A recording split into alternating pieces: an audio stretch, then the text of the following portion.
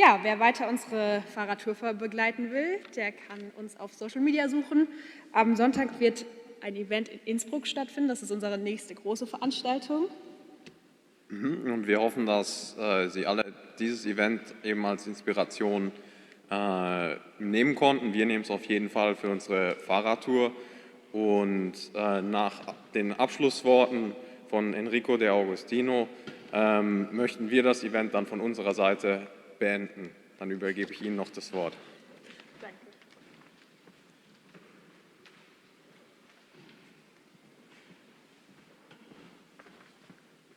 Tempo 20.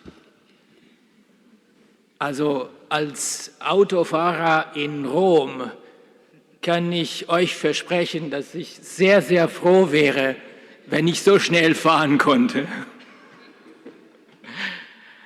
Vielen Dank für diese wunderbare, sehr interessante Veranstaltung. Ich habe so viel gelernt, so viele neue Ideen sind herausgekommen und ich werde sie auch an meine Regierung vorschlagen.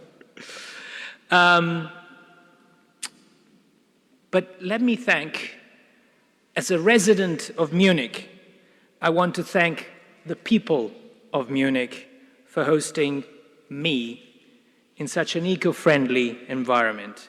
As a resident, I feel extremely happy and privileged to live in a city with such a deep environmental conscience, and I think the debate tonight shows that.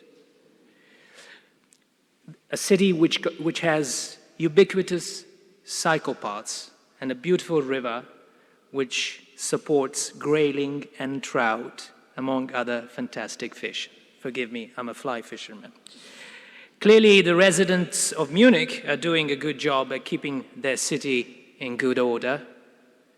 Likewise, the local administration is doing a great job at building the infrastructure and providing the services which are crucial to maintaining such high standards. But I wouldn't be doing my job as a diplomat if I didn't add my personal experience to this debate, the experience of somebody who has lived half of his life, some 20 years, outside of Europe, in cities that are not so fortunate, that do not possess cycle paths, in countries where waste management is an expensive utopia and the protection of the environment is limited to the fight against poaching. To explain my thoughts, I must ask you whether you are familiar with LDL cholesterol. Its levels in blood depend largely on our inherited genes and to a much lesser extent on our diet. It was previously thought that high cholesterol derived from eating fatty foods, but in fact, that accounts for only 10 to 20% of total LDL cholesterol levels. So if you have high bad cholesterol and hope to lower it just by not eating fatty foods, you're never going to win. You need to take specific medications called statins.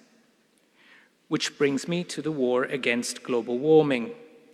We, the Europeans, are doing a fairly good job at lowering our emissions. You have heard from my British colleague Simon about Great Britain's ambitious plans. We have heard from you about the themes that you are discussing here, and of course, your plans are extremely ambitious too. Other countries in Europe are likewise on the right path. Italy, for example, has lowered its emissions of greenhouse gases by 25% since 1990, which is just a little above the European average. But, and here my analogy with cholesterol levels is useful, our emissions are like fatty foods. Europe as a whole accounts for just 9% of global greenhouse gas emissions. Being virtuous, therefore, is important, but it is not nearly enough. The battle for the earth is global by definition, and therefore our focus must be global too. Did you know that new coal-fired power stations are still being built in some parts of the world? This is to satisfy the needs of an ever-increasing world population. How do we tackle these problems? How do we make sure that the whole world, not just one region, takes the right medication? The answer to that question is diplomacy and cooperation. Italy has been engaged this year in the organization of various global events concerning the environment. The International Conference on Climate Change, which took place in Venice last July and was followed by the G20 on Environment in Naples, affirmed for the first time the principle of carbon pricing and reaffirmed the importance of climate financing with the commitment made by developed countries to jointly mobilize $100 billion annually until 2025. At the G20 summit, which will be held at the end of October in Rome, leaders of the largest countries in the world will also discuss climate change, land degradation, biodiversity loss, and the achievement of the Sustainable Development Goals.